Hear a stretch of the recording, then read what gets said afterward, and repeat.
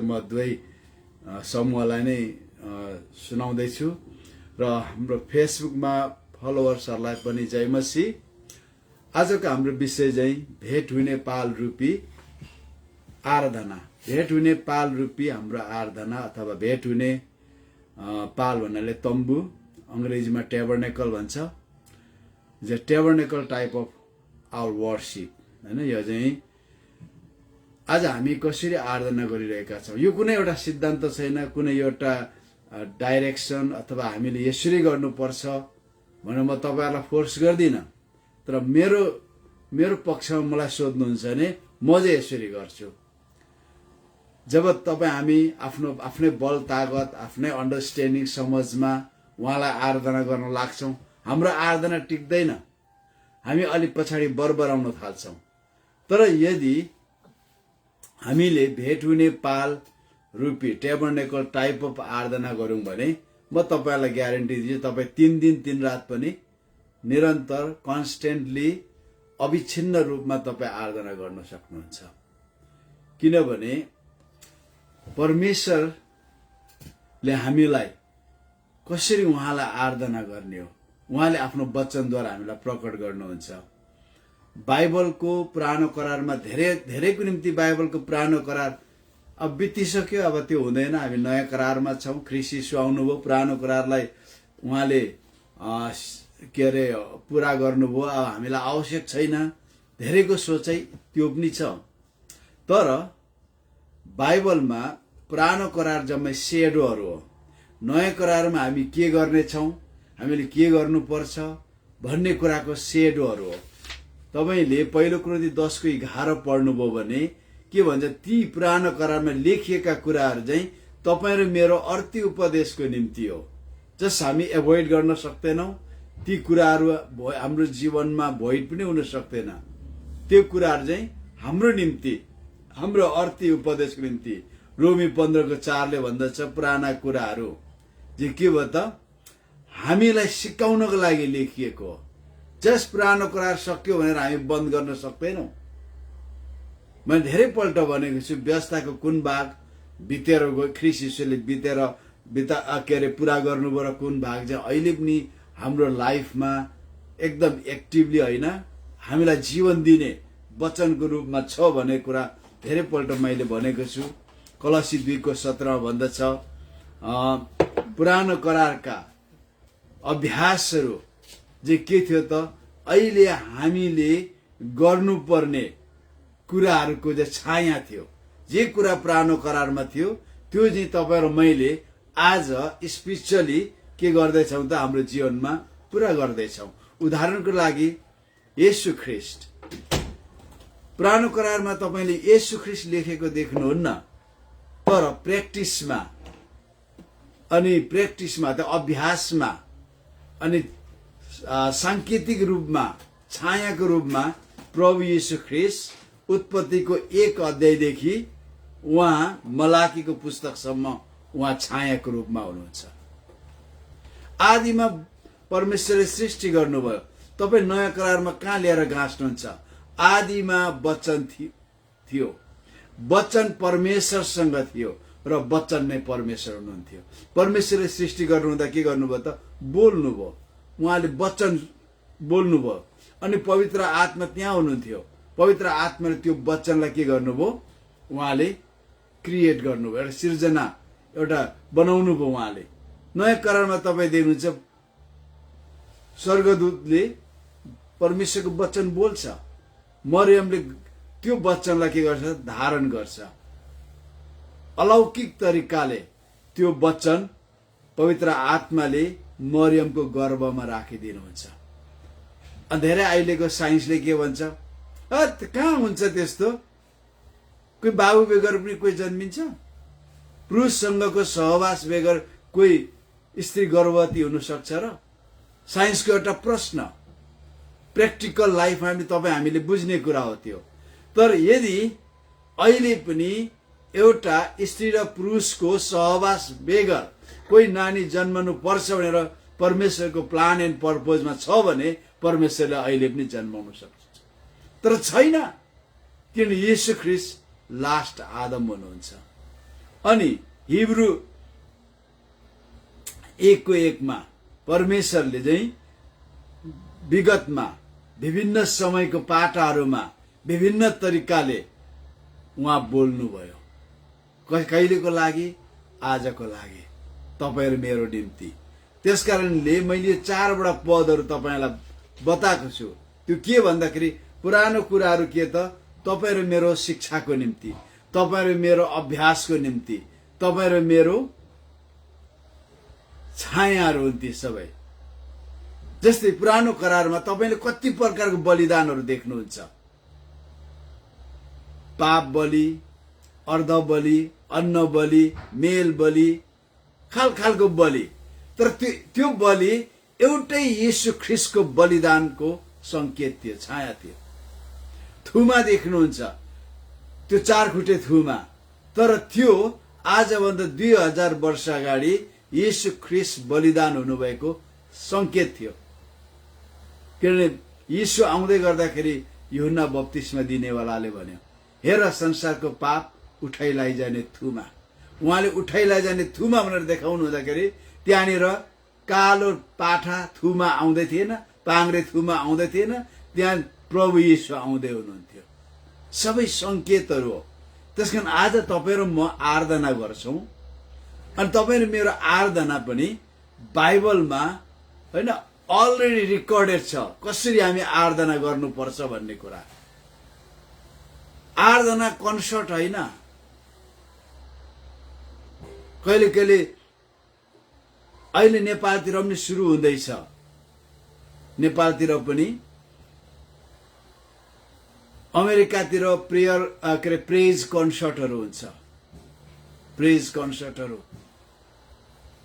हामीले सुन्थ्यौं, हामी भिडियोमा हेर्थ्यौं। Going up to the high places to tear down the tear devil's kingdom down भने रोन केनलीहरू प्राय मेरो फेभरेट हो। हामी सुन्थ्यौं, त्यहाँ हजारौं प्रभुका जनहरू भेला हुन्थे। तर that is not the worship. त्यो वर्शिप कन्सर्ट हो, तर वर्शिप होइन। वर्शिप भनेको तपाईँ हामी सबै सहभागी हुने हो। तपाईहरु म सबै सहभागी हुने। आज चर्चमा के हुन्छ त, कोयरले मात्र वर्शिप लिड गरेको हुन्छ, तर सबैले गाएको हुँदैन, सबैले गाइरहेको हुँदैन। म त भन्छु कोयरमा गाउनेहरूले पनि यस्तो गीतहरू गाउनुहोस् त्यहाँ बस्ने बाजे बजुले पनि गाउन सकोस्, उनीहरू पनि त्यो आराधनामा सहभागी हुन सकुन्। संसारसँग एक समान नहुनुहोस्। तर यो मेरो विषय होइन। विषय के हो त, हामी हरेक विश्वासीहरू आराधकहरू हौं। यूहन्नाको पुस्तक सुसमाचार 4:22-23 भन्छ, परमेश्वर आत्मा हुनुहुन्छ र परमेश्वरलाई आराधना गर्ने मानिसहरूले उहाँलाई आराधना र सत्यतामा आराधना गर्नुपर्छ। सत्यता र आत्मामा आराधना गर्नुपर्छ। अनि परमेश्वरले यस्ताहरूलाई खोज्नुहुन्छ। ल हेर्नुहोस्, परमेश्वरले खोज्दै हुनुहुन्छ कस्तोहरूलाई? यस्ता मानिसहरूलाई जसले आराधना र सत्यतामा अथवा सत्यमा परमेश्वरको आराधना गर्छ। आत्मा र सत्यमा। आत्मा एकदमै ग्रीकमा भने न्यूमा हामी जान्दैनौँ यो होली स्पिरिट हो कि हाम्रो स्पिरिट हो, हामी जान्दैनौँ जबसम्म भर्बले के भन्छ हैन। तर यो डुअल मिनिङ, पवित्र आत्मा हुन सक्छ, हाम्रो आत्मा हुन सक्छ। किनभने परमेश्वरलाई आराधना गर्ने तपाईहरु मेरो टाउको र शरीर हैन, तर हाम्रो आत्मा हो। यो आत्मामा गरिएको आराधनाले हाम्रो टाउको र शरीरलाई पनि के गर्छ? पार्टिसिपेट बनाउँछ। हामी नाच्छौं हैन, गाउँछौं। हाम्रो मन प्राण हामी के गर्छौं त? परमेश्वरमा फोकस गर्छौं। तर त्यो गर्नको लागि कसले आराधना गर्नु पर्यो? हाम्रो आत्माले गर्नु पर्यो। अनि परमेश्वरले खोजिरहनु भएको छ, खोज्नुहुन्छ, खोजिरहनु भएको छ। अनि के हो त हाम्रो आराधनाको बेसिक? अथवा आराधनाको आधार मैले अघि भनिहालेँ। पुरानो करारमा गरिने अभ्यासहरू, बलिदानका कुराहरू, आराधनाका कुराहरू, शुद्ध गर्ने अभ्यासहरू, यी सबैले चाहिँ आज मण्डलीलाई के गर्छ त, एउटा गाइडलाइन दिन्छ, एउटा अभ्यास गर्ने एउटा थिम दिन्छ, एउटा रिदम दिन्छ। यसो हुँदाखेरि सबैभन्दा पहिले तपाईँले प्रस्थानको पुस्तक 8 अध्यायको 8 र 9 मा पढ्नु हो भने त्यहाँनिर आराधना गर्ने ठाउँको बारेमा छ। सारा इजरायलीहरू लगभग 20 लाखको वरिपरि सब भेला हुन्थे। सबै तिनीहरू के हुन्थे त, तिनीहरू नयाँ करारमा थिएनन्, आत्मामा नयाँ गरी जन्मेका थिएनन्। त्यसकारण प्र्याक्टिकली फिजिकली उनीहरू के हुन्थे त, त्यहाँ सहभागी हुन्थे। अनि तिनीहरूको सबैको लिडिङ कसले गर्थे त, पुजारीले गर्थ्यो, पुजारीहरूले गर्थे। अनि पुजारीहरूलाई कसले लिडिङ गर्थे त, प्रधान पुजारीले, हेरुनले लिडिङ गर्थे। अब अहिले हाम्रो के चलन आइरहेछ त, सारा मण्डली आराधनामा प्रवेश गर्छ। अनि लिडिङ कसले गर्छ त, कोयर ग्रुपले। अनि कोयर ग्रुपलाई कसले लिडिङ गर्छ त, कोयर मास्टरले, हैन, कोयर मास्टरले। एक किसिमको ढाँचा हो त्यो। तर बाइबलले के भन्छ, आराधना गर्नेले सत्य र आत्मामा आराधना गर्नुपर्छ। भनेपछि आराधना गर्ने हामी सबै हौं। अब हामी सबैले आराधना गर्नु पर्यो। त्यसकारण आराधना तपाईँ र मेरो व्यक्तिगत जीवनशैली हो। आराधना चर्चको समयमा आएर, आराधना चर्चमा संगतिमा आएर हामीले गीत गाएर, ताली बजाएर, उभिएर, नाचेर मात्र आराधना हुँदैन। आराधना भनेको हरेक क्रिस्चियनको के हो त, जीवनशैली हो, त्यो लाइफ स्टाइल हो। किनभने प्रभुले यस्ता मानिसहरूलाई खोज्नुहुन्छ। कसरी गर्ने त, तपाईँ एक्लैमा आराधना गर्न सक्नुहुन्छ, एज ए फ्यामिली गर्न सक्नुहुन्छ, तपाईँ 5 मिनटको लागि गर्न सक्नुहुन्छ आराधना, 1 घण्टाको लागि गर्न सक्नुहुन्छ। जस्तै लगभग अहिले हामीले यहाँनिर लगभग 30-35 मिनट आराधना गर्यौं। त्योभन्दा अगाडि अरू कुराहरू थियो। अनि होल डे पनि तपाईँ आराधना गर्न सक्नुहुन्छ। अनि 2 दिन 3 दिन पनि निरन्तर आराधना गर्न सक्नुहुन्छ। अविच्छिन्न रूपमा यदि तपाईँ साँचो परमेश्वरको आराधक हो भने तपाईँ होल डे आराधना गर्न सक्नुहुन्छ। होल लाइफ आराधना गर्न होल लाइफ तपाईँले आराधना गर्नै पर्यो। तर प्र्याक्टिकली तपाईँ होल डे 3 दिन 3 रात पनि आराधना गर्न सक्नुहुन्छ। कसरी? इन हिज वे, उहाँको तरिकाले, कोयर ग्रुपको तरिकाले होइन। कोयर ग्रुपको आराधना लिमिटेड टाइम हुन्छ, किनभने त्यहाँ भेटी उठाउने काम हुन्छ, वचनको काम हुन्छ। म यो आराधनाको बारे कुरा गर्दै छुइनँ। तर एज ए चर्च, मण्डलीको रूपमा हामी सबै मण्डली हौं। भवन मण्डली होइन, त्यो प्रार्थना भवन हो। अझ नेपालमा प्रार्थना भवनलाई केमा प्रयोजनमा प्रयोग गरियो भनेर धेरै अहिले तर्क वितर्क बढिरहेछ। म जान्दिनँ प्रार्थना भवनमा के हुनुपर्छ। तपाईलाई थाहा छ प्रार्थना भवनमा के हुनुपर्छ भन्ने कुरा तपाईलाई थाहा छ?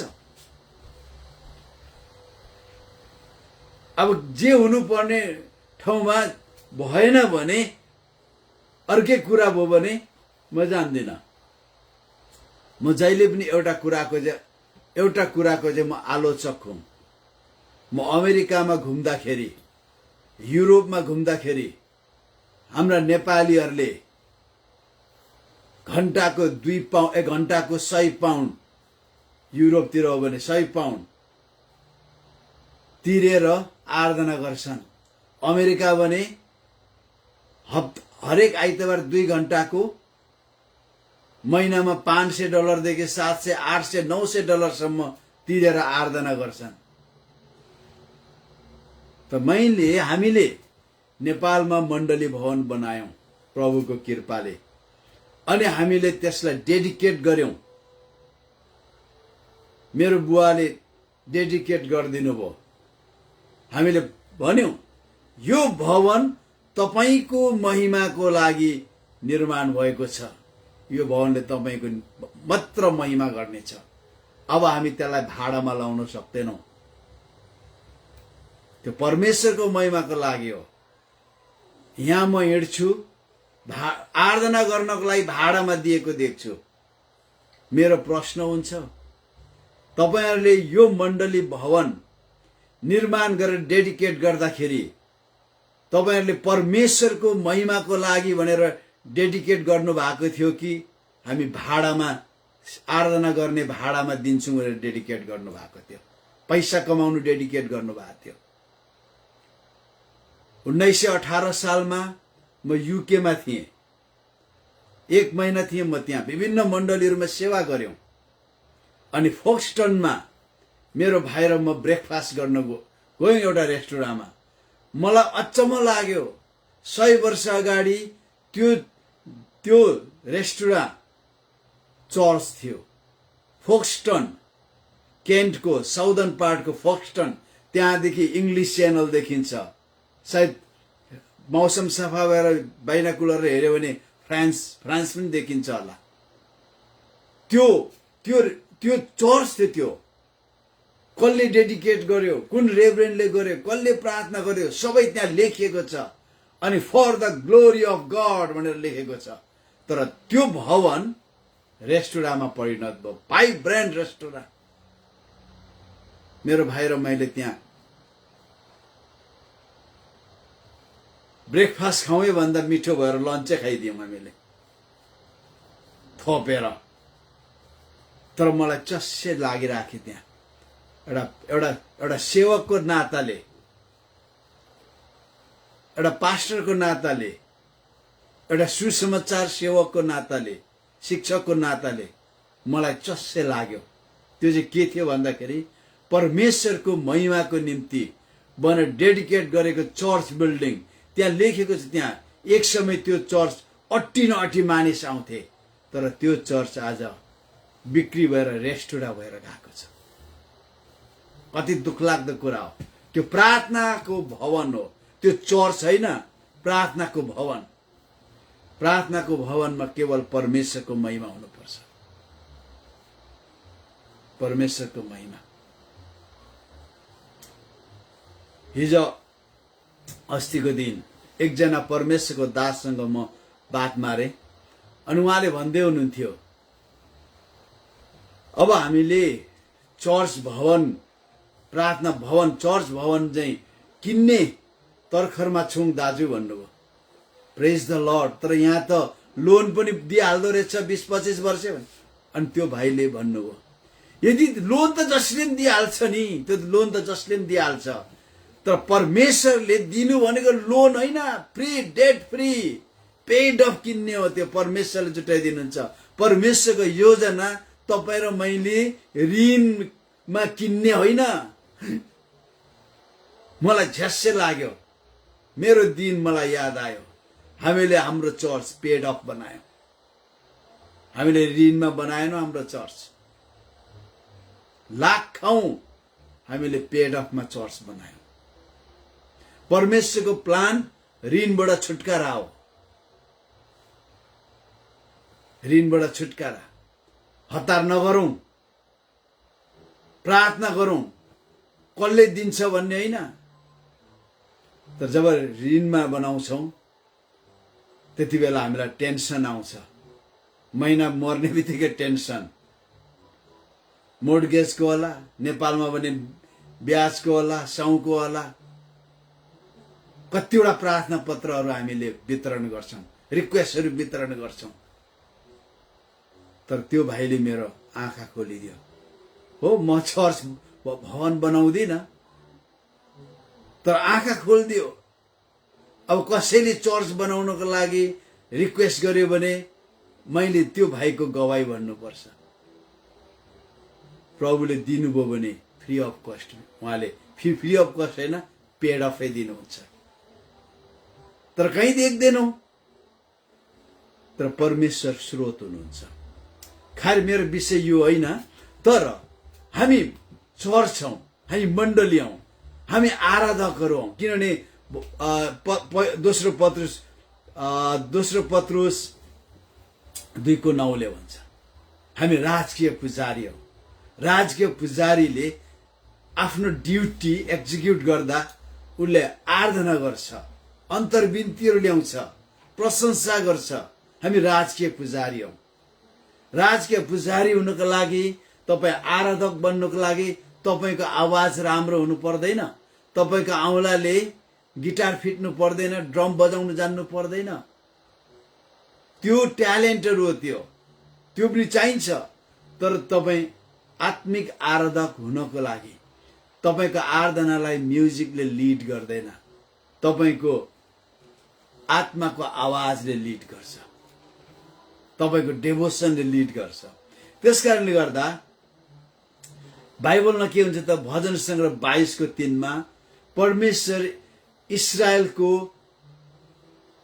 इस्राएलको प्रशंसामा उहाँ विराजमान हुनुहुन्छ। अङ्ग्रेजीमा भन्छ he is enthroned in the praises of the Israels. enthroned, सिंहासनमा उहाँ बस्नुहुन्छ। हाम्रो आराधनाले त्यो विशाल विशाल स्वर्गमा बास गर्नुहुने अझ विशाल परमेश्वरलाई हाम्रो मुटुमा विराजमान गराउँछ, सवारी गराउँछ। व्यवस्थाको पुस्तक 10:2 पनि भन्छ परमेश्वर तिमीहरूको प्रशंसा हो, अनि तिमीहरू परमेश्वरको प्रशंसा हो।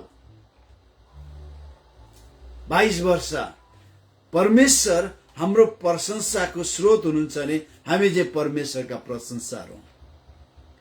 भजन सङ्ग्रह 148:14 भन्छ उहाँका सन्तहरूलाई प्रशंसामा उहाँ उचाल्नुहुन्छ। जब हामी उहाँलाई आराधना गर्न लाग्छौँ, प्रशंसा गर्न लाग्छौँ, परमेश्वरले हामीलाई उचाल्नुहुन्छ। केवल उहाँलाई मात्र हाम्रो प्रशंसामा विराजमान गराउँदैनौँ, तर उहाँले हामीलाई उचाल्नुहुन्छ। त्यस कारणले गर्दा कति महत्त्वपूर्ण कुरा छ। अनि आराधना भन्ने बित्तिकै यसका 3वटा स्टेपहरू होइन। आराधना भन्छ तपाईँ धन्यवाद चढाउनुहुन्छ, त्यो आराधनाको एउटा पार्ट हो। तपाईँ प्रशंसा गर्नुहुन्छ, त्यो आराधनाको एउटा पार्ट हो, एज ए होल आराधना। अनि तपाईँ आराधनामा प्रवेश गर्नुहुन्छ। यसलाई हामी टेबरनेकल टाइप अफ वर्शिप भन्छौँ। त्यहाँ जहिले पनि इन्भल्भ के हुन्छ त, थ्याङ्क्स गिभिङ, प्रेज अनि वर्शिप। धन्यवाद, प्रशंसा अनि आराधना समुच्चयमा के हुन्छ त, आराधनाका पार्ट्सहरू हुन्। हामीलाई आराधना भन्ने बित्तिकै एकैचोटि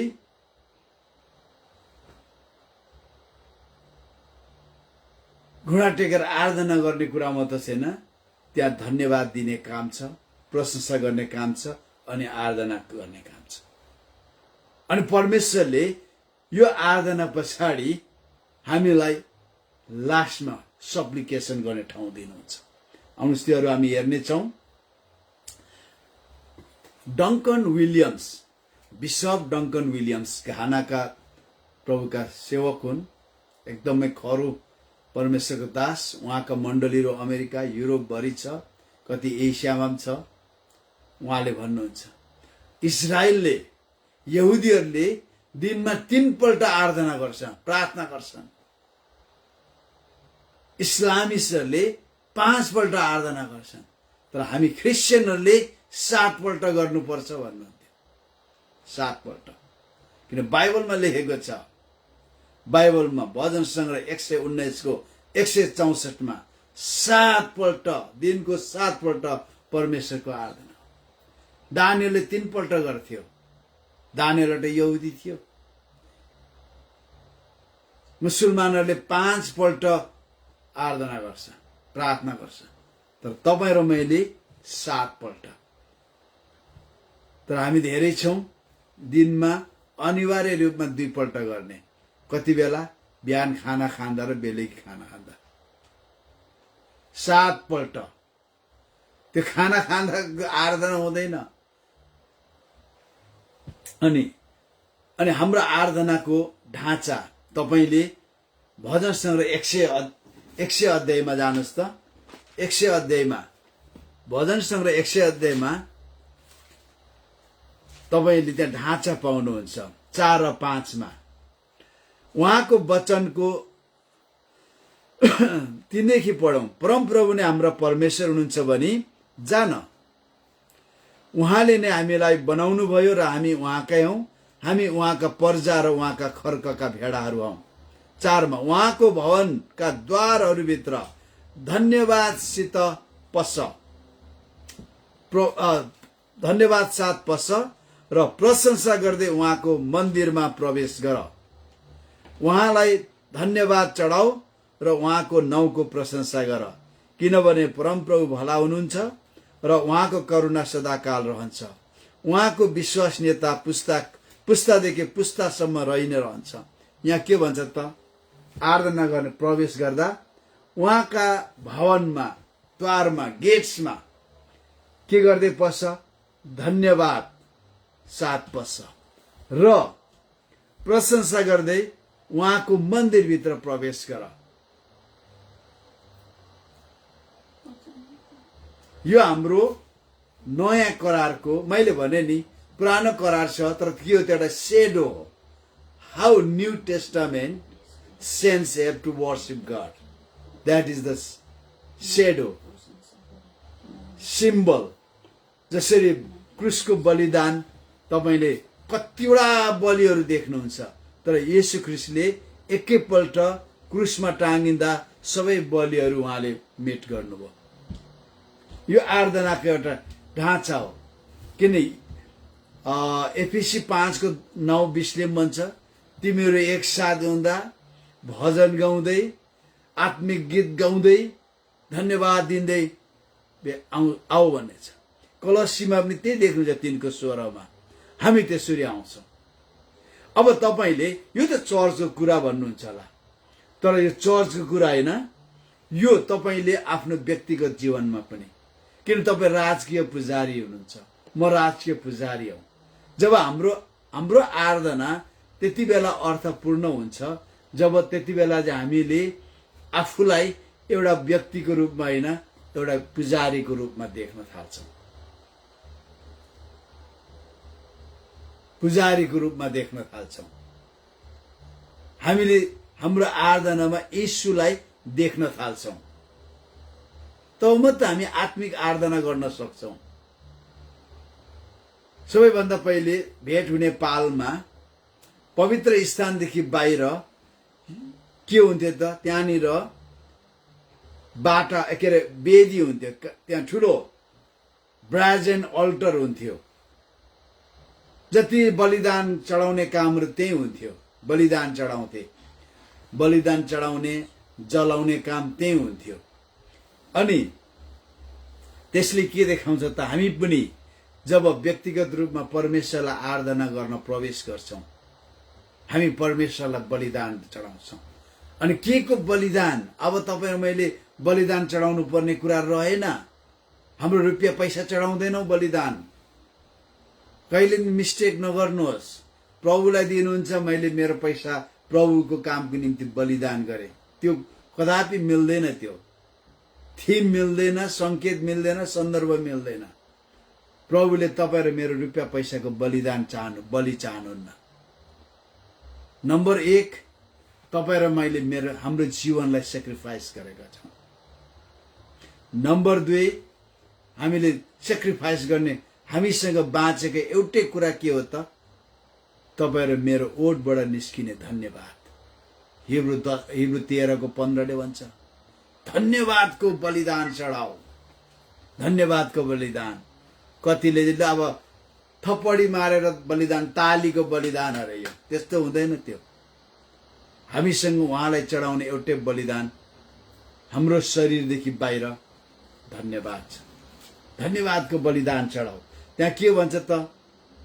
पुजारी के गर्दै आउँथ्यो?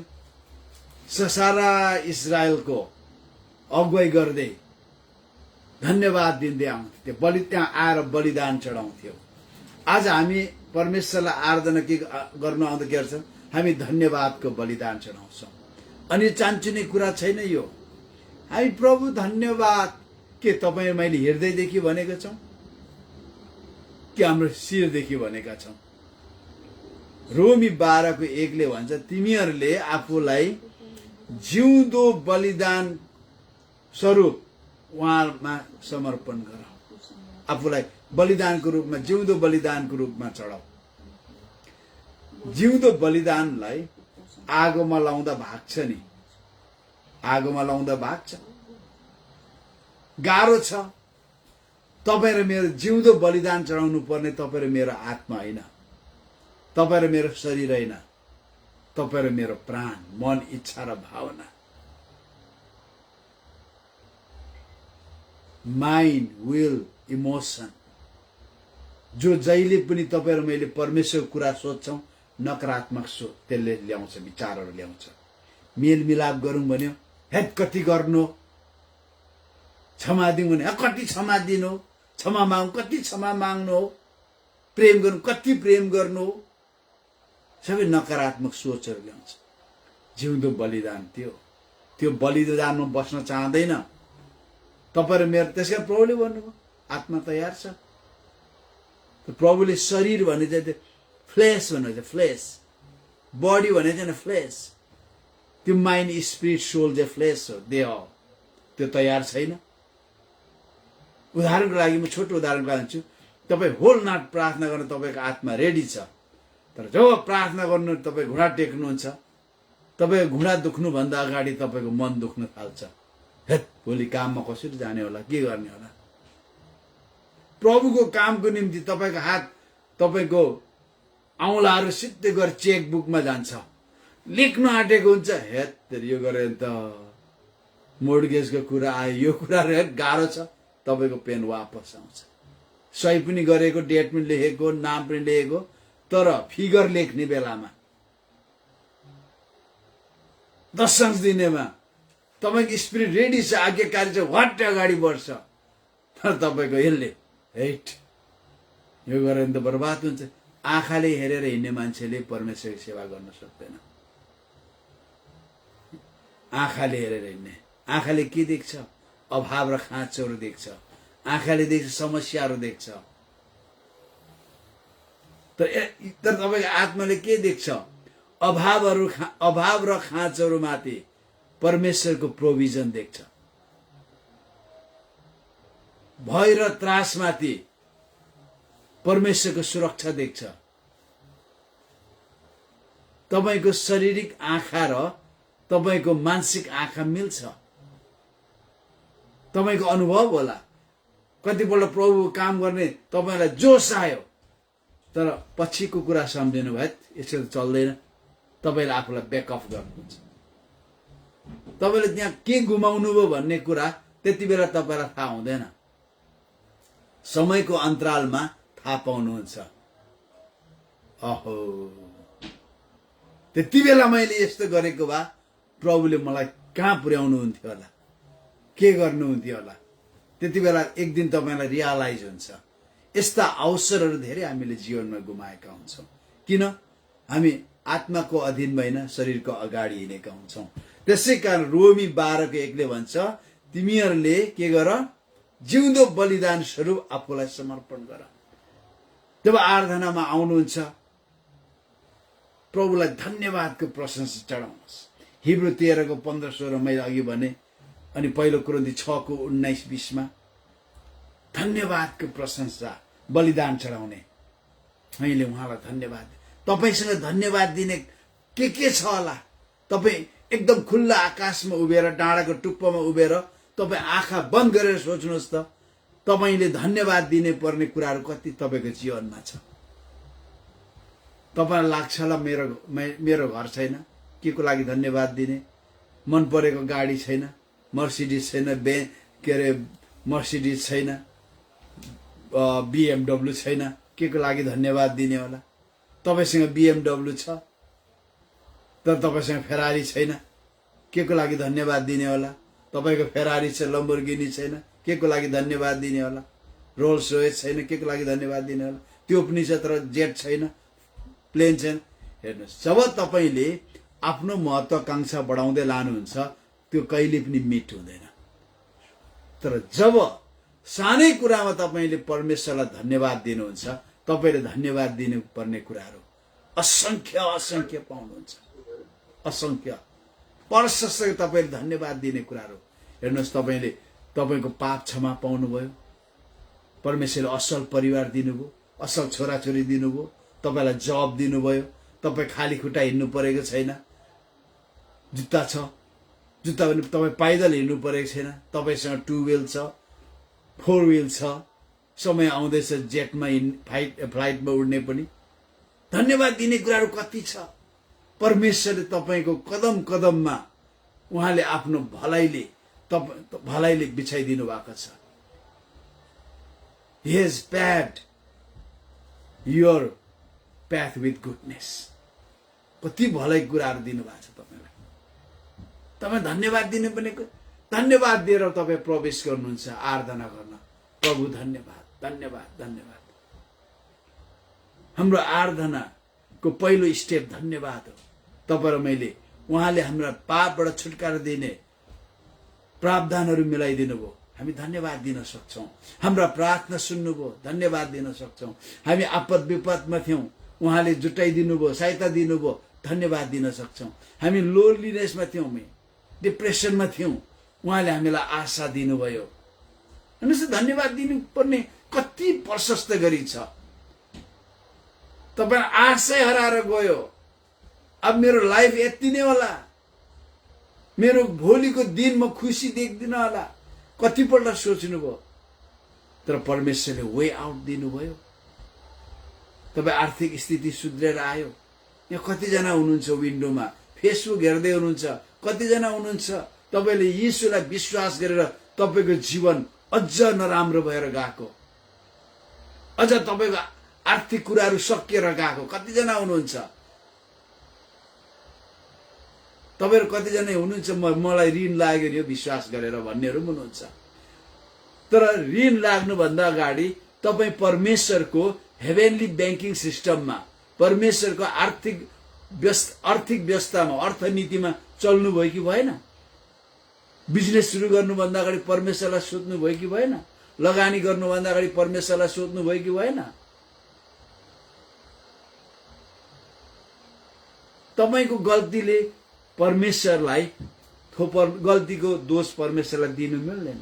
यदि तपाई परमेश्वरको इच्छा र योजना अनुसार हिँड्दै हुनुहुन्थ्यो भने, तपाईको लगानी परमेश्वरको इच्छा अनुसार थियो भने, तपाईले कहिले पनि आफूलाई विश्वास गरेको दिनदेखि यो दिनसम्म आउँदा तपाई आर्थिक रूपमा तपाई बैंक्रप्ट, दिवाला तपाईको पल्टेको छैन।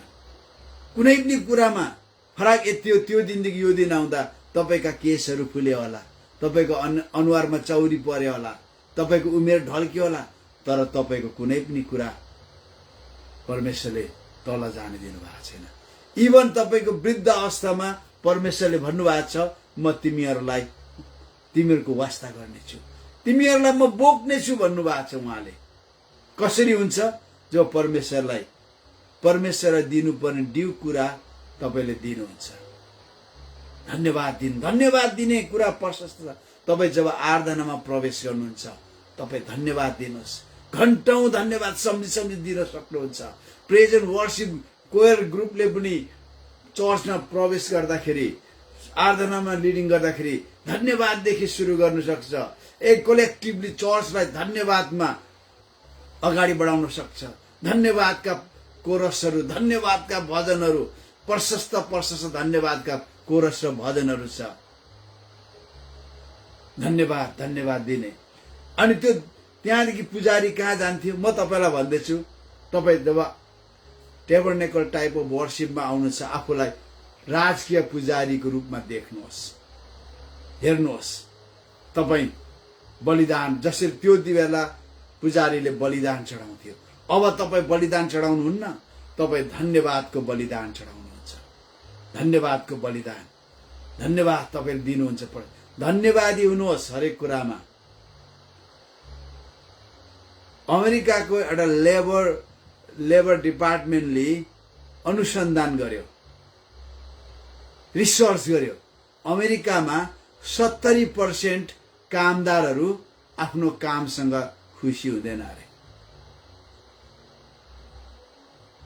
धेरैले भन्छ it's a crazy hours, crazy work, I am fed up. धेरैले भन्छ 70% मान्छे आफ्नो कामसँग खुसी हुँदैन अरे। तर as a Christian, as a royal priesthood, as a holy nation, as a chosen generation, तपाईँ धन्यवादी हुनु पर्यो। धन्यवादी। सानै काम छ, थ्याङ्क गड, धन्यवादी हुनुहोस्। त्यसले तपाईँको निड्सहरू मेट गर्छ, तपाईँको परिवारका निड्सहरू मेट गर्छ। धनी हुन हतार नगर्नुहोस्, हतार नगर्नुहोस्। ड्यू टाइममा परमेश्वरले तपाईँको आर्थिक स्रोतहरू बढाउँदै लानुहुन्छ। ड्यू टाइममा तपाईँलाई थाहै पनि छैन, थाहै पनि हुँदैन कहाँबाट पैसा आउँछ र धनी हुन्छु भन्ने मात्र सोच्नुहुन्छ। जब परमेश्वरको आशिष आउँछ नि, सबै कुराहरू फारो हुँदै जान्छ, पैसाका स्रोतहरू खोलिँदै जान्छ, परिवारका मानिसहरूले पैसा कमाउँदै जान्छ। तपाईँले थाहा पनि हुँदैन, थाहा पनि हुँदैन। मलाई एउटा पास्टरले मलाई सिकायो, पत्रीको पास्टरले, उहाँ हुनुहुन्न। अनि उहाँले मलाई भतिज भन्नुहुन्थ्यो, भतिज म त हरेक दिन एक कप चिया खाएको पनि हिसाब राख्छु नि। अनि कति खर्च गर्नु हुँदो रहेछ? त्यो जमानामा उहाँले भन्नुभयो, मैले 75,000 खर्च गरेछु यार भन्यो। त्यति बेला मैले 1500 मा एक खल राँगा किनेको थिएँ। त्यो राँगा पछि 1800 मा बेचे। अहिले कति पर्छ हिसाब गर्नुहोस् त्यो जमानामा। अनि मैले पनि एक साल लेखेँ, मैले सेवकैमा खर्च गरेको कुराहरू, अनि चिया खाएको, खाजा खाएको, यताउता हिँडेको कुरा म आफै छक्क परेँ। त्यो जमानामा 45,000 खर्च गरेछु। त्यो पैसा कहाँबाट आयो मलाई थाहा छैन। म केरखामा तोपगाछीको वार्ड नम्बर 5 मा हलो जोत्थेँ। म त्यति बेला सेवा गर्थेँ, हलो जोत्दै सेवा गर्थेँ। त्यत्रो पैसा कहाँदेखि आयो? परमेश्वरलाई जब धन्यवाद दिन थाल्नुहुन्छ, परमेश्वरको योजना अनुसार चल्न थाल्नुहुन्छ, पैसा जोडिँदै आउँछ, पैसा जोडिँदै आउँछ। पैसाले तपाईलाई खोज्दै आउँछ। तर जब पैसा तपाईँ खोज्दै जानुहुन्छ नि, तपाईँ मिसलेड हुन सक्नुहुन्छ। मिस स्टेप तपाईको खुट्टाले गर्न सक्छ। मिस्ट्रेक हुन सक्छ। मिस्ट्रेक भन्नाले बाटो भुल्न सक्नु, बाटो बिराउन सक्नुहुन्छ। तर जब परमेश्वरको इच्छा र योजना तपाईँ लाग्नु थाल्नुहुन्छ, तपाईसँग धन्यवाद दिने कुराहरू हुन्छ। परमेश्वरले जुटाइदिनु, सबै कुरा जुटाइदिनुहुन्छ। तपाईको आराधनाको फर्स्ट स्टेप थ्याङ्क्स गिभिङ हो। धन्यवाद अधन्यवादी व्यक्तिले परमेश्वरको आराधना गर्न सक्दैन। म त भन्छु राइट इट डाउन। यदि तपाईँ धन्यवादी हुनुहुन्न भने परमेश्वरले तपाईको आराधनाको फर्स्ट स्टेपमै तपाईलाई बहिष्कार गर्नुहुन्छ। परमेश्वर प्रति धन्यवादी हुनुहोस्, अनि मानिस प्रति धन्यवादी हुनुहोस्। तपाईँ चर्चमा जानुहुन्छ, आफ्नो पास्टर प्रति धन्यवादी हुनुहोस्। किनभने तपाईमा परमेश्वरले धन्यवाद लाउने, धन्यवाद दिने तपाईलाई डिएनए हालिदिनु भएको छ। हामी ख्रिस्टमा छौं। अनि त्यस पछाडि सेकेन्ड स्टेप पुजारी कहाँ पुग्थ्यो? बाटामा पुग्थ्यो। ठुलो काँसको बाटा थियो। अनि पुजारीले आफ्नो खुट्टा धुन्थ्यो, हात खुट्टा धुएर चोख्याएर उनीहरू पस्थे। आज ब्याप्टिजम, पुरानो करारको ब्याप्टिजम, यूहन्ना बप्तिस्मा दिनेवालाको ब्याप्टिजम, तपाईले काना शहरमा 6 वटा एक मुरी पानी जाने पत्थरको भाँडाहरू थिए। त्यो पनि बप्तिस्मा, त्यो पानीले चोख्याउने काम गर्ने। यहुदीहरू बाहिर किनमेल गरेर आएर सिधै घरको अगाडि पोखरी हुन्थ्यो या त्यस्तो, उनीहरूले आफूलाई धुने काम गर्थे। त्यो एउटा कन्सेप्ट थियो। जब तपाईँ पुजारी, तपाईँ आफ्नो आत्मिक आराधनामा प्रवेश गर्दै हुनुहुन्छ, तपाईँ त्यो लेबरमा आउनुहुन्छ। लेबर हुने बाटामा तपाईँ त पश्चाताप गर्नु, त्यसले जहिले पनि पश्चातापलाई देखाउँछ।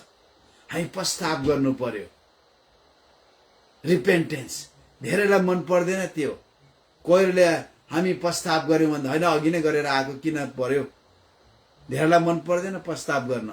तर म भन्छु तपाईँलाई, यो पनि राइट इट डाउन, तपाईँ र परमेश्वरको रिकन्सिलिएसनको अहिले एउटै छ, त्यो चाहिँ पश्चाताप हो।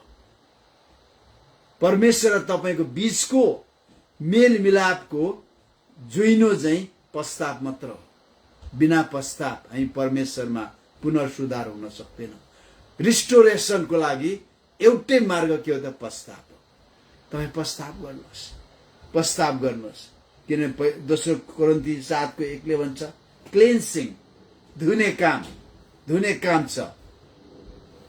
धुने काम पहिलो यूहन्ना 1:7 देखि 2:10 2 पदसम्म तपाईँ पश्चातापको कुरा देख्नुहुन्छ। यीशुको रगतले धुने काम, आफूलाई धुने काम गर्नुहुन्छ। पश्चाताप गर्नुहोस्। आफ्नो भुल गल्तीहरू, आफ्नो तपाईँको विचारमा गरेको धेरैपल्ट हामी के गर्छौँ? धेरै हल्का रूपमा लिन्छौँ। सबैभन्दा डरलाग्दो चाहिँ हाम्रो विचार हो। मान्छेले जे सोच्छ, सबैभन्दा पहिले जे हेर्छ त्यो सोच्न थाल्छ। त्यसले एउटा कन्सेप्ट सोच्न थाल्छ, अनि जे सोच्छ उसले त्यो बोल्छ, त्यो गर्छ। षड्यन्त्र यहाँ बन्छ, पाप गर्ने विधि यहाँ तयार हुन्छ, तर त्यो पश्चाताप गर्दैन। कामलाई मात्र पश्चाताप गर्छ, बोलेको कुरालाई मात्र पश्चाताप गर्छ। जरा उखाल्ने विचार छ भने तपाईँको मस्तिष्कमा भएको गुणलाई भत्काउनुहोस्, पश्चाताप गर्नुहोस्। पश्चाताप गर्छौँ। एफिसी 5:26 पश्चातापद्वारा हामी आउँछौँ। पश्चाताप एकदमै महत्त्वपूर्ण कुरा हो। जहिले पनि हामीले पश्चाताप गर्नुपर्छ। त्यसकारण हामी के भन्छ, भेट हुने पालमा छौँ। अहिले हामीले धन्यवादको बलिदान चढायौँ, पश्चाताप गर्यौँ। अब हाम्रो बीचमा ढोका, पवित्र स्थानको ढोका र त्यो बाटाको बीचमा छौँ। हामी यो के गर्दै जान्छौँ त? त्यहाँ प्रवेश हामी प्रशंसा गर्दै जान्छौँ। प्रशंसा भनेको परमेश्वरले तपाईँको निम्ति के गर्नुभयो, उहाँलाई प्रशंसा दिने काम हो। उहाँलाई एकदमै बढाइ गर्ने, उहाँलाई बढाइ चढाइ गर्ने समय हो। प्रशंसा एकदमै महत्त्वपूर्ण कुरा। यहोशापातले ठुलो लडाई, एउटा तीर चलाएन, एउटा मान्छे काटेन, तर उसले जब प्रशंसा गर्यो, गाउने र बजाउनेहरूलाई लडाईँमा अगाडि राख्यो, अनि सेनाहरू पछाडि। तिनीहरूले के गर्यो? परमप्रभुको कृपा सधैँभरि रहन्छ भन्दै प्रशंसा गर्दै हिँड्न थाल्यो। दुश्मनलाई कस्तो लाग्यो भने, हत यिनीहरू पागल भएछ, लडाईँ गरेर आउनुपर्ने, बाजा बजाउँदै गीत गाउने पो अगाडि आउँदैछ। उनीहरूलाई त्यस्तो लाग्यो। कति मान्छेहरूले परमेश्वरको प्रशंसामा विश्वास नगर्ने मान्छेहरूले के गरे त? लु यो यहोशापात त पागल भएछ, हात हतियार, भाला, खुडा, खुकुरी हुँदैन थियो, तरवार, तीर बोकेर अगाडि जानुपर्ने, अन्त गीत गाउँदै पो बाजा बजाउँदै जाँदैछ। सबैले मूर्ख बने। जब उनीहरू प्रशंसा गर्दै अगाडि गए, परमेश्वरको स्वर्गदूतहरू लडाईँ गर्न ओर्लिए। आज हाम्रो कति परिस्थिति त्यो छ। समस्याहरू आउँछ, हामी परमेश्वरको सामर्थ्यको निम्ति प्रशंसा गर्नुभन्दा हामी सहयोग जुटाउन हामी कुद्न थाल्छौँ। परमेश्वरलाई धन्यवाद र प्रशंसा दिन बिर्सिन्छौँ। उहाँले हेर्नुहोस् त, बितेको दिनमा तपाईँ आपद विपदमा हुनुहुन्थ्यो, कसरी तपाईँलाई विजयी बनाउनु भयो। तपाईँ घेरिनु भएको थियो, कसरी तपाईँलाई विजयी गराउनु भयो। एकपल्ट के भयो, राति 11 बजे गाउँको मान्छेहरू आएर मेरो घरको छेउको चर्चमा हान्नु थाल्यो। अनि म बिउजेँ, यसो हेर्छु त मान्छेहरू त आम्मामा आएर त हाम्रो त्यो तख्ताले बारेको चर्चमा लात्ताले दिँदै भत्काउँदै रहेछ यस्तो। तर मलाई कताबाट आँट आयो, म भागिनँ, लुकिनँ, सिधै गएँ। तपाईँहरूले यो के गर्नु भएको? यो मेरो घर हो। अन्त त्यो दुईजना चाहिँ सदस्यहरू गाउँ सभासदहरू थिए। एउटाले त आगो लाउनु भनेर त्यति बेला बिजुली थिएन, टुकी बोकेर आएको रहेछ। जब म आएँ त्यो टुकीको त्यो टाउको नै झरी गएछ, आगो निभिगयो, आगो बाल्नु पाएन। अनि त्यो लात्ताले तख्ता हिर्काउने पनि शान्त भयो। अनि तिनीहरू रिसाउँदै रिसाउँदै गयो। भरे त्यो लात्तालाई हान्ने गरी यति लामो काँटी पसि गएछ खुट्टामा। अनि भोलि बिहान टिटानसको इन्जेक्सन हान्नु गएछ। मैले त्यो टुकी त हामी धन्यवाद दियौँ, प्रशंसा गरौँ, परमेश्वरले हामीलाई विजय दिनु, प्रशंसा गऱ्यौँ। अनि उनीहरू मिटिङ बसेछ, मैले त्यो टुकी पुऱ्याइदिएँ। अनि मैले भने त्यो सभासदलाई, तपाईँहरूलाई के भयो हिजो, किन यसरी हाम्रो चर्च जलाउनु आउनुभयो, यस्तो गर्नु आउनु? तिमीहरूले हामीलाई शैतान भनेको कारणले। कसले शैतान भन्यो? शैतान भन्नेलाई कारवाही गर्नुहोस् न। तपाईँहरू पुलिसको भूमिका खेल्न सक्नुहुन्न। हामीलाई पक्रिनु बाँध्नु पुलिस छ। तपाईँले आगो लाउनु भएको भए म तपाईँलाई सार्वजनिक मुद्दामा लगाएर तपाईँलाई जेल पठाउने थिएँ। त्यतिको अधिकार हाम्रो पनि छ। तपाईँ जनप्रतिनिधि भन्दैमा अर्काको घर आगो लाउनु मिल्छ तपाईँले भन्दै ऊ बोलेन। उनीहरूले सल्लाह गरेछ, अब के गर्ने सल्लाह गरेछ, अब शनिबारको दिन आएर हाम्रो चर्च ढाल्ने। हामीले सुन्यौँ, हामीले प्रशंसा गऱ्यौँ जोडले। के भयो थाहा छ? त्यो शनिबारको दिन त्यो दुईजना सभासदकै बिचमा झगडा भएर धन्नी कुटाकुट भएछ अनि गयो। प्रशंसामा शक्ति छ। जब आपद विपद मानिसहरूले ल्याउँछ उहाँलाई प्रशंसा चढाउन थालौँ। जब प्रशंसा चढाउँछौँ शत्रुको खेमामा खैला बैला मचिन थाल्छ। तर हामी डरले चाहिँ अब चाहिँ मर्ने भयो, अब चाहिँ मार्ने भयो लुकेर बस्यौँ भने हुँदैन, आएर मार्छन्। प्रशंसा गरौँ। जब हामी आराधना गर्न आउँछौँ हामी परमेश्वरलाई प्रशंसा, तपाईँले धन्यवाद, पश्चाताप, प्रशंसा गर्दा अलरेडी 3 घण्टा बिताइसक्नु भएको हुन्छ। प्रशंसाका भजनहरू गाउनुहोस्। यो समय नाच्ने समय हो। म नाच्नु हुँदैन भन्दिनँ, किनभने बाइबलमा नाचेका छ। तपाईँ भजन सुरु 30:11 त्यहाँनिर चिन्ता फिक्रीहरू के त बिहान नाचमा परिवर्तन भएर आयो भन्छ। नाच्न सक्नुहुन्छ। त्यो पश्चाताप र पवित्र स्थानको बीचमा तपाईँ नाच्न सक्नुहुन्छ। भजन सङ्ग्रह 149 को 3 भन्छ कि उहाँको प्रशंसामा नाच भनेको छ हैन। भजन सङ्ग्रह 150 को 4 भन्छ एकदमै झ्याली बजाउँदै नाच भन्छ। पहिलो कोरिन्थी 14 को 40 के अरे अरू ठाउँमा पनि भन्छ। प्रस्थान 32 को 19 प्रस्थान 15 को 20 नाच्ने कुरा छ। दाउद नाचेको थियो। अनि पहिलो सामुएल 30 को 16 अमालेकीहरू पनि नाचेका थिए। तर तिनीहरूको नाच चाहिँ के थियो त? खत्तम हुने नाच थियो। केही पछाडि दाउदले तिनीहरूलाई मृत्युको नाच थियो। हामी नाच्न सक्छौँ।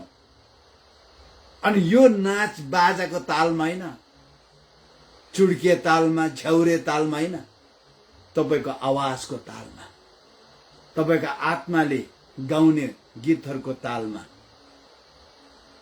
एकपल्ट केनेथ हेगिनलाई प्रभु येशूले लानुभयो अरे एउटा ठुलो चर्चमा। आमामा जोडले मान्छे नाच्दै रहेछ। अनि बाजा ठ्याप्पै रोकिँदो रहेछ, फेरि बज्दा फेरि नाच्दो रहेछ। अनि केनेथ हेगिनले भनेछ, आमामा प्रभु तपाईँका जनले कति रमाइलो गरी तपाईँको बढाइ गर्दै नाचिरहेछन्। प्रभु येशूले भन्नुभयो अरे तिनीहरू आत्मामा नाचेको होइन, शरीरमा नाचेको। किन र भन्दा हेर त बाजा रोकिँदा उनीहरूको नाच रोकिन्छ, बाजा बज्दा उनीहरूको नाच सुरु हुन्छ। तिनीहरूको नाच चाहिँ बाजाले लिड गर्दैछ, तर नाच्दा मेरो आत्माले लिड गर्छ। आत्मालाई जब आत्मामा नाच्छौँ तपाईँलाई बाजा गाजा चाहिँदैन।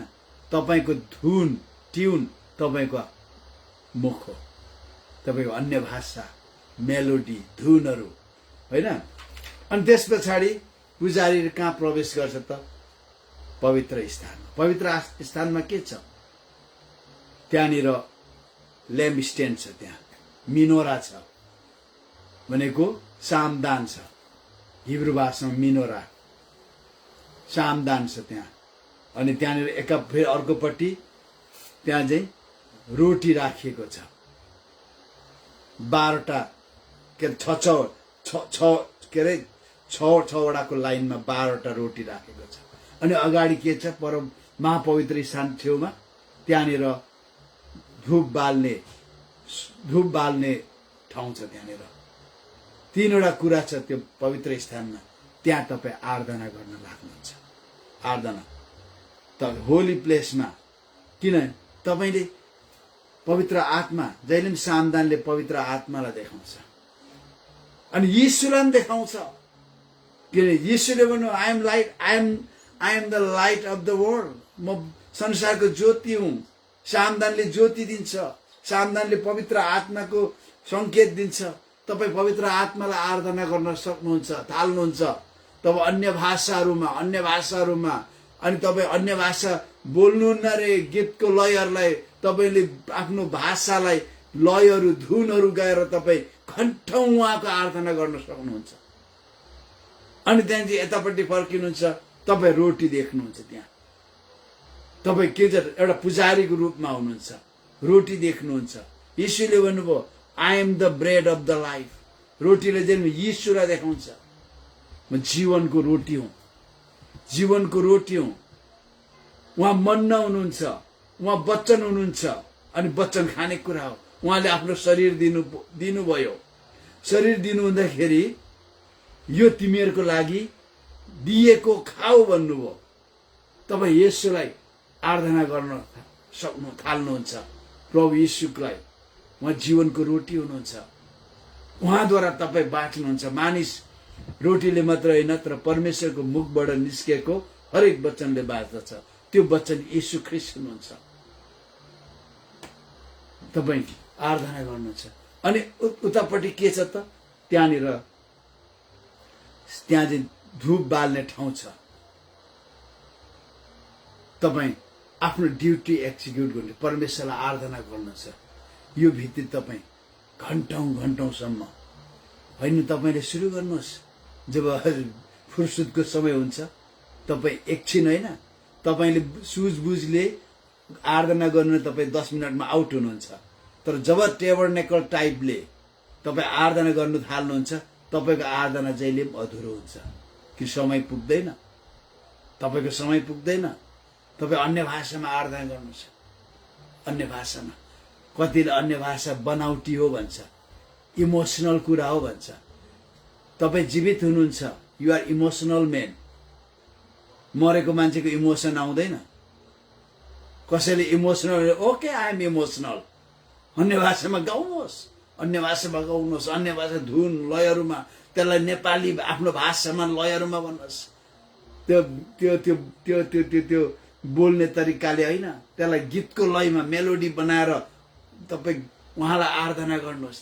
त्यो माग्ने समय होइन, धन्यवाद, पश्चाताप, प्रशंसा माग्ने समय होइन, आराधना माग्ने समय होइन। धेरै ठाउँमा जान्छु, आराधना, प्रभु मलाई निको पार्नुहोस्, प्रभु मलाई निको त्यो होइन, त्यो भन्ने समय होइन। त्यो तपाईँले मलाई निको पार्नुभयो प्रभु भन्ने समय हो। त्यो धेरैपल्ट मैले मेरो सेवकैमा देखेको छु। मान्छेहरू आराधना प्रशंसा गर्दा गर्दै निको भएको। एक समयमा कुर्कुचामा बोसलाले कुर्कुचा यस्तो भएको थियो अरे, यस्तो भएको, आउँदाखेरि ब्यान्डेज लगाएर आएको थियो। त्यहाँ प्रशंसा आउन थाल्यो। मानिसहरू पवित्र आत्माको बप्तिस्मा पाएर अन्य भाषामा बोल्न थाले, एकदमै सबै नाच्न थाले। त्यो भाइ लङ्गडाउँदै आएको थियो, मजाले नाच्न थाल्यो। भाइले थाहा पाएन, पास्टरले पनि याद गरेन। 1 हप्ता पछाडि पास्टरले मलाई भन्नुभयो, पास्टर बाबु त्यो भाइ मिस्त्री हो, उसले तार्दाखेरि कुर्कुचा ताची पठाएछ, अनि हेल्थ पोस्टमा गएर ब्यान्डेज लगाएर आएको, पवित्र आत्माको बप्तिस्मा पायो, ऊ नाच्न परे ऊ आफै छक्क परे जस्तो कुर्कुच्चामा त्यो काटेको दाग पनि रहेन रहेछ। त्यो देख्ने मान्छेहरू त्यसै छ नेपालमा, पास्टर त्यसै हुनुहुन्छ। प्रभुको कृपाले त्यो भाइ चाहिँ प्रभुको साथमा गइसक्यो, तर त्यो उसलाई बप्तिस्मा दिने देख्ने पास्टर अहिले पनि हुनुहुन्छ। जब प्रशंसा गर्यो, त्यसकारण प्रशंसा, परमेश्वरलाई धन्यवाद दिनुहुन्छ, प्रस्ताव गर्नुहुन्छ, प्रशंसा गर्नुहुन्छ। परमेश्वरले तपाईको पक्षमा आफ्ना स्वर्गदूतहरू खटाउनुहुन्छ। शत्रुको खेमामा खैला बैला मचिन्छ। इभन तपाईको विरोधीहरूको बीचमा खैला बैला मचिन थाल्छ। तर जब विरोधीहरूलाई आफ्नै हिसाबले तहलाउन थाल्नु खोज्नुहुन्छ, तपाईलाई समस्या भए केही पनि आउँदैन। अनि त्यहाँ जब आराधना गर्न लाग्नुहुन्छ, जब इजरायलले आराधना, बाइबलले जब इजरायलले आराधना गर्थ्यो, शत्रुको खेमा हल्लिन्थ्यो, अन्धकारका शक्तिहरू खलबलमा पर्थे। शैतानलाई जित्नको लागि तपाईले यीशुको नाम प्रयोग गरिराख्नु पर्दैन।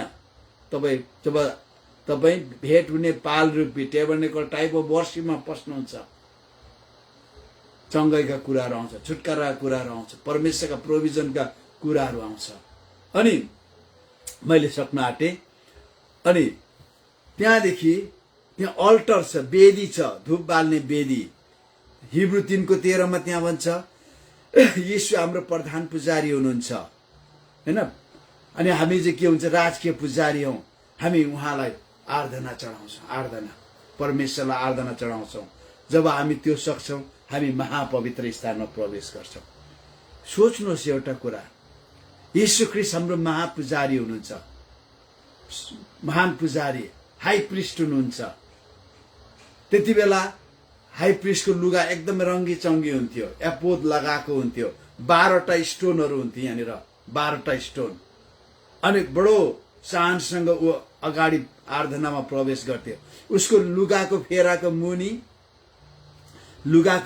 मुनि सुनको घन्टी, अनि त्यहाँदेखि बाटेर बनाएको दारिम हुन्थ्यो। 2टा दारिमको बीचमा घन्टी हुन्थ्यो।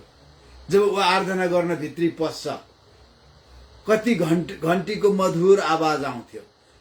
त्यो पनि के छ, घन्टीलाई चाहिँ त्यसको आवाजलाई कन्ट्रोल गर्नको लागि दारिमहरू हुन्थ्यो, कपडाको दारिम। अनि दारिम जहिले पनि 3 प्रकारको रङको कपडाले बनाएको हुन्थ्यो, पर्पल, ब्लू अनि स्कारलेट रेड, यस्तो रातो, 3 प्रकारको। अनि ऊ जब बस्दै आवाजहरू आउँथ्यो, खिर्लिङ खिर्लिङ खिर्लिङ खिर्लिङ, उसले आराधना गर्थ्यो। परमेश्वरलाई आवाज मनपर्छ प्रियहरू, तपाईको आवाज मनपर्छ।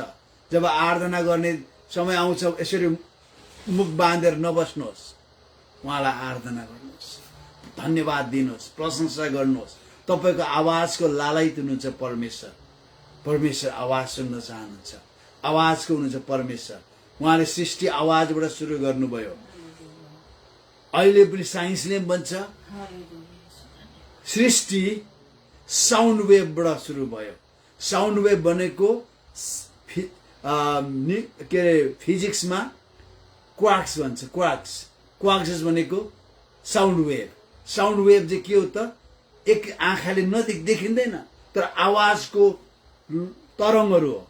आवाजको तरङ्गको घनत्वले के हुन्छ त, त्यसले पदार्थको रूप लिन्छ। साउन्ड वेभबाट सृष्टि भन्छ। परमेश्वरले साउन्ड वेभबाट, भोइसबाट, साउन्डबाट सृष्टि सुरु गर्नुभयो। अनि त्यसको अन्त पनि साउन्डबाटै हुन्छ। प्रधान दूतको गर्जनमा, तुरहीको चर्को स्वरमा यीशु आउनुहुन्छ। साउन्ड वेभ, आवाज, परमेश्वरलाई आवाज मनपर्छ। तर कस्तो आवाज उहाँले बताउनुहुन्छ, मधुर आवाज। जब उहाँ पुजारी त्यहाँदेखि त्यहाँ कति आवाजहरू आइरहेको हुन्छ, कति मेलोडियस आवाज, सुनको घन्टीको, चर्को नजाओस् भनेर दारिमको फलले कन्ट्रोल गरिरहेको हुन्छ। सोच्नुहोस्, येशू ख्रीष्ट उभिनु भएको छ, त्यो गाउन लगाएर, पुजारीको लुगा लगाएर, तल घन्टी र त्योहरू झुन्डिरहेछ। येशू ख्रीष्ट हाम्रो आत्माका दान वरदानको उहाँ स्रोत हुनुहुन्छ। आत्माका दान वरदानहरू त्यो घन्टी जस्तो हो। अनि त्यसलाई केले कन्ट्रोल गर्छ? दारिमले। दारिम के हो त? आत्माको फल हो। यहुदीहरूको सोचाइ छ के छ? इजरायलीहरूको एउटा दारिममा 613 वटा दाना हुन्छ भन्छ। 613 वटा दाना। अनि जहिले पनि त्यसले कन्ट्रोल गर्छ। हाम्रो आत्माको फल र आत्माको वरदानको स्रोत प्रभु येशू ख्रीष्ट हुनुहुन्छ। प्रभु येशू ख्रीष्टलाई वरदानको चर्को आवाज मन पर्दैन। त्यसैकारण घण्टीको छेउमा त्यो छ, फल छ। अनि जहिले पनि उहाँले वरदान र फल सँगसँगै काम गरे। मरेको मान्छे जगाउँछ, दुनियाँलाई गाली गर्छ, रिसान्छ, क्रोधित छ भने के हुन्छ? उसलाई मान्छेले इन्साफ गर्छ। वरदान त छ नि त, के गर्नु, तर बानी बेहोरा ठिक छैन भन्छ। वरदान र फल बराबर जानुपर्छ। अनि महापवित्र स्थानमा पुग्दा त्यहाँ चाहिँ के गर्ने त? तपाईले पाउनुहुन्छ हिब्रू 4:14-16 त्यो चाहिँ पढौँ होला। अनि म सक्छु, मैले अब सक्नै आँटेर लामो पनि भइसक्यो। हिब्रू 4:14-16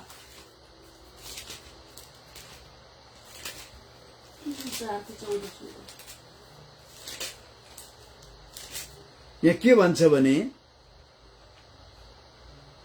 आकाश सिचोलेर जानुभएको परमेश्वरका पुत्र येशू हाम्रा महान प्रधान पुजारी हुनुभएको हुनाले हामीले पक्कासँग स्वीकार गरेको यो विश्वास थामिराखौं, किनकि हाम्रा प्रधान पुजारी हाम्रा दुर्बलतामा हामीसँग सहानुभूति देखाउन नसक्ने हुनुहुन्न, तर हामी जस्तै उहाँ सबै कुरामा परीक्षित हुनुभयो र पनि पाप रहित हुनुभयो।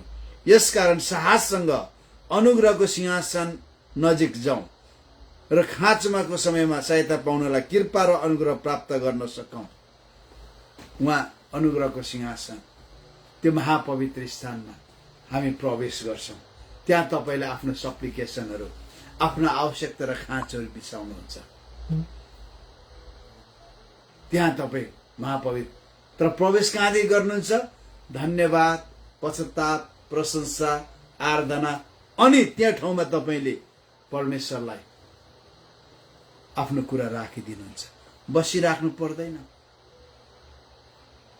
किनभने महापवित्र स्थानमा प्रधान पुजारी बसिराख्दैन थियो। उसले के गर्थ्यो? उसको हातमा प्रवेश गर्दा उसको हातमा थुमाको रगत हुन्थ्यो। उसले सारा इजरायलको पापको पश्चाताप गरेर त्यो रगत लगेर महापवित्र स्थानमा राख्छ। अनि उ छिड्काउँछ, सन्दुकमा छड्काउँछ, अनि उ निस्किन्छ। त्यसले के गरिरहेको छ? त्यति बेला सारा इजरायलको पापको प्रायश्चित गरेको हुन्छ। त्यहाँ लामो समय बिताउँदैन। तपाईले धन्यवाद, प्रशंसा, आराधनामा जति लामो समय बिताउनुहुन्छ, परमेश्वरलाई माग्दाखेरि तपाईले बिताउनु पर्दैन, किन तपाईको आवश्यकता र खाँचो पहिले उहाँलाई थाहा छ। हिब्रू 4:6-7 तिम्रा सारा अन्तर्विन्तीहरू, सारा मागहरू, निवेदनहरू धन्यवाद सहित उहाँमा प्रवेश गर। धन्यवाद, प्रशंसा, आराधना टिकट हो, टिकट। तपाईको सबै अन्तर्विन्तीहरू त्यो लगाएपछि जान्छ। तपाईले खाममा बन्द गरेपछि अब तपाईले के सोच्नु पर्दैन, टाइममा त्यो खाम पुग्छ, आफ्नो ठाउँमा खाम पुग्छ। अनि सबै कुराहरू, खाममा लेखिएको कुराहरू प्रयोगमा आउँछ, त्यसलाई प्र्याक्टिसमा आउँछ, कारबाही हुन्छ त्यसको। तपाईले पनि सबै टिकट लगाइसक्नुभयो। अब तपाईले के भन्ने हो त्यहाँ? प्रभु, मेरो आवश्यकता यो हो, मेरो यो हो। तपाईलाई धन्यवाद दिन्छु, तपाईले ख्रीष्ट येशूमा सबै जुटाइदिनुहुन्छ। हाम्रो प्रधान पुजारी के गर्नुभयो? पहिलेको प्रधान त्यहाँ पुगेर फर्केर आउँथ्यो, तर हाम्रो प्रधान पुजारी के गर्नुभयो? उहाँले आफ्नो रगत लिएर महापवित्र स्थानमा परमेश्वरलाई चढाएर सन्तुष्ट बनाएर उहाँ के गर्नुभयो? पिताको दाहिने हातपट्टि गएर बस्नुभयो, त्यहाँबाट तपाईँ र मेरो निम्ति अन्तर्विन्ती गर्नुहुन्छ। तर स्टेप के हो त? तपाईँ धन्यवाद, पश्चाताप, प्रशंसा, आराधना गरेर तपाईँ जानुहुन्छ। चर्चको कोयरले पनि त्यो गर्न सक्छ, तर चर्चको कोयरले लामो गर्दैन त। 10, 15, 20, 25 मिनटमा यो सबै प्रक्रिया सक्छ चर्चको कोयरले। तर तपाईँ आफै चाहिँ व्यक्तिगत रूपमा जब परमेश्वरको आराधना गर्न लाग्नुहुन्छ, तपाईँले घन्टौं घन्टौं, तपाईसँग भाषा छ, घन्टौं गर्न सक्नुहुन्छ। परमेश्वर तपाईलाई आशिष दिनुभएको होस्। अझै धेरै छ तर यति भए हामीलाई काफी हुन्छ। परमेश्वर तपाईलाई आशिष दिनुभएको होस्। जब उहाँलाई धन्यवाद प्रशंसा आराधना गर्नुहुन्छ, ठिक टाइम संसारदेखि अलग हुनुहोस् अनि समय लिएर परमेश्वरलाई आराधना गर्नुहोस्। प्र्याक्टिस गर्न सुरु गर्नुहोस्। आजैदेखि तपाईँ परमेश्वरको आराधक बन्नुहुन्छ। वास्तव हामी धेरैले भन्छ हामी यस्ता त्यस्ता उस्ता हौँ यस्ता हौँ, तर परमेश्वरले खोज्नु हुने चाहिँ कस्तो हो? उहाँलाई सत्य र आत्मामा आराधना गर्ने मानिसलाई परमेश्वरले आराधना गर्छ। परमेश्वरले यहाँहरूलाई आशिष दिनुभएको होस्। बाँकी समय म सञ्चालकलाई दिन्छु।